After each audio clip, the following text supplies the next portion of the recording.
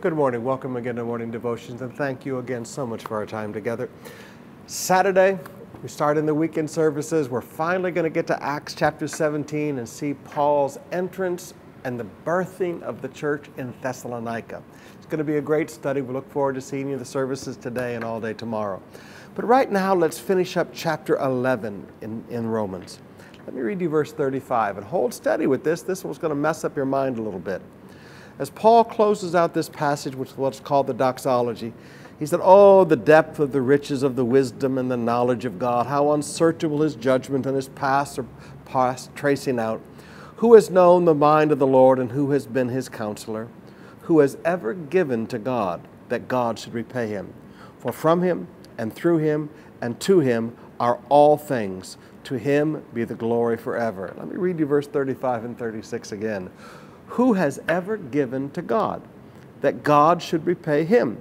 For from him, and through him, and to him are all things. To him be the glory forever. You say, "Pastor Summerall, I give to God all the time." No. We return to God the tithe, and we sow the seed he gave us to sow. Remember? The Bible said he gives seed to the sower. Now, this is one of the reasons why I don't even like to use the word giving. Have you ever noticed that? I don't like to use the word, all right, we're going to give an offering to God, because who ever gave anything to God? David had it right back at the end of his life when he took up that great generational offering. David said, "Lord, everything we give, you first gave to us." Now, this is a very humbling truth that you and I need to deal with. When you and I return to the Lord his tithe, we're simply returning what belongs to him.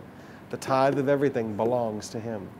And every offering we bring to him, he gave us the seed to sow, because he wants us to have a harvest for our future. All we did was act like a good steward, managing what he entrusted to us, and said, "Lord, I'm going to return to your tithe, and I'm going to return to you the seed that you gave me to sow." Many years ago, I was preaching in a place called Sofia, Bulgaria, and I was doing a leadership pastors conference. And they kept taking up these offerings from me, and I don't like offerings being taken from me. When I travel, I don't preach for money. And I'm trying to think about what to do about all this, because it's a box of money. I mean, their money was very devalued, like our pesos back in the 80s. And you got this big box of money and thinking, what do I do with this? What do I do with this? What do I do with this? So I had an idea. The last day of the crusade,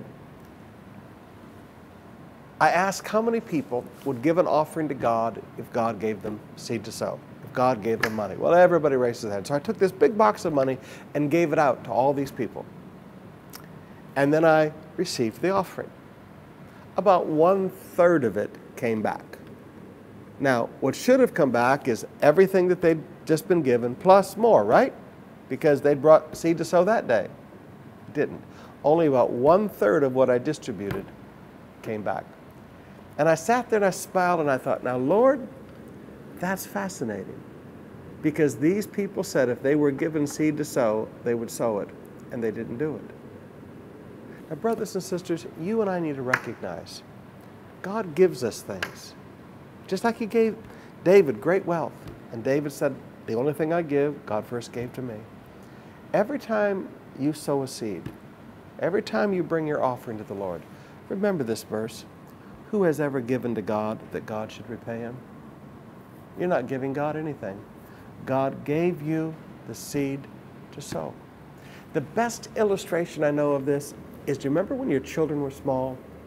You'd give them the money to go buy you a birthday present. You'd give them the money to go buy you a Christmas present. Do you remember that? Those children didn't give you anything, but you received their hearts. Daddy, can I have some money? I want to buy you a present. And you received their hearts. In the same way, Father, would you give me some money so that I can give it back to you?